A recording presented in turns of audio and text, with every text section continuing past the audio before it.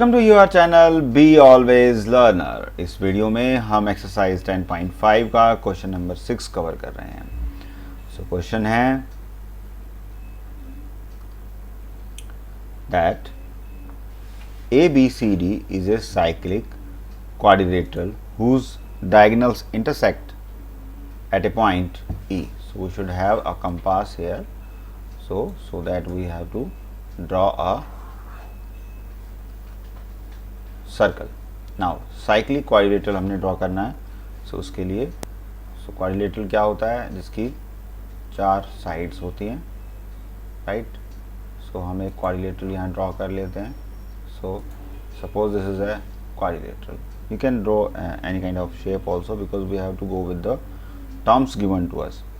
Now the angle we have to label it, that is AB C and D, ये हमारे पास labelled हैं। अब इसमें जो हमारे पास है DBC, right. So we can say this is DBC, right.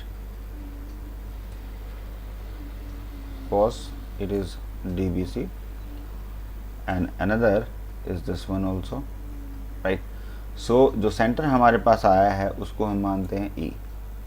So that is DBC। ये वाला जो एंगल है गिवन, ये एंगल गिवन है हमें 70 डिग्री का, राइट। और BAC ये वाला एंगल हमें गिवन है 30 डिग्री का, right. And find BC and D, ये वाला एंगल हमें फाइंड आउट करना है। एंड आफ्टर दैट अगर AB BC के इक्वल है तो हमें ECD भी निकालना है। EC एंड D, ये वाला एंगल भी फाइंड आउट करना है, right. So these are the terms we want to find out. So solution of this question is, so angle जो D पर बन रहा है, the angle BD and C, because अगर हम इस रेड लाइन को यहाँ पर लेके चलें तो ये जो एंगल बनेगा, this angle is equivalent to this angle, because ये सेम ही सेगमेंट के एंगल्स हैं, right. So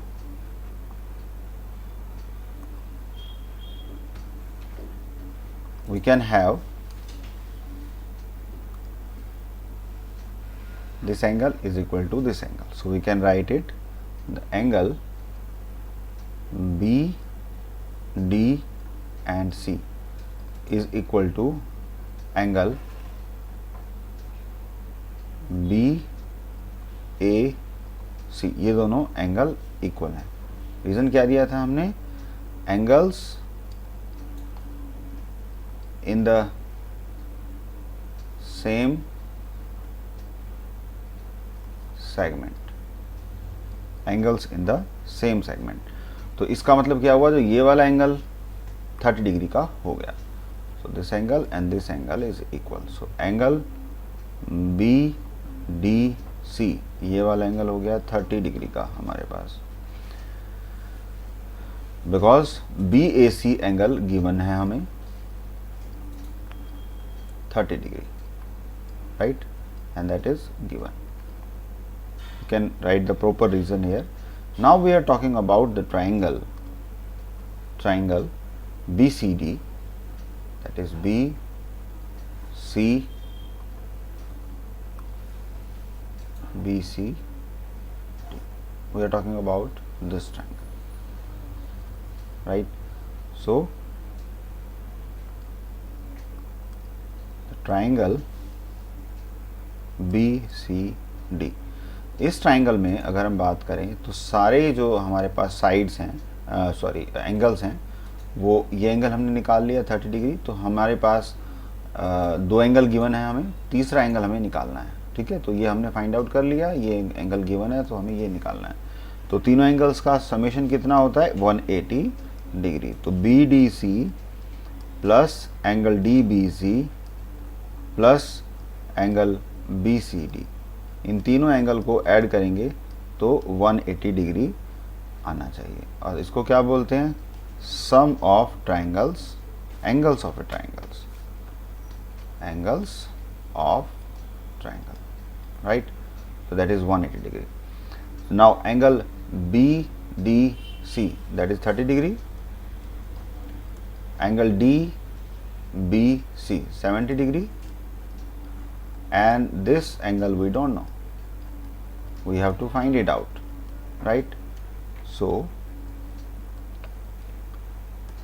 angle BCD, this is 180 degree, इन दोनों को ऐड करेंगे तो 100 आएगा, यहाँ आके 100 माइनस में होगा, so this will come 80 degree.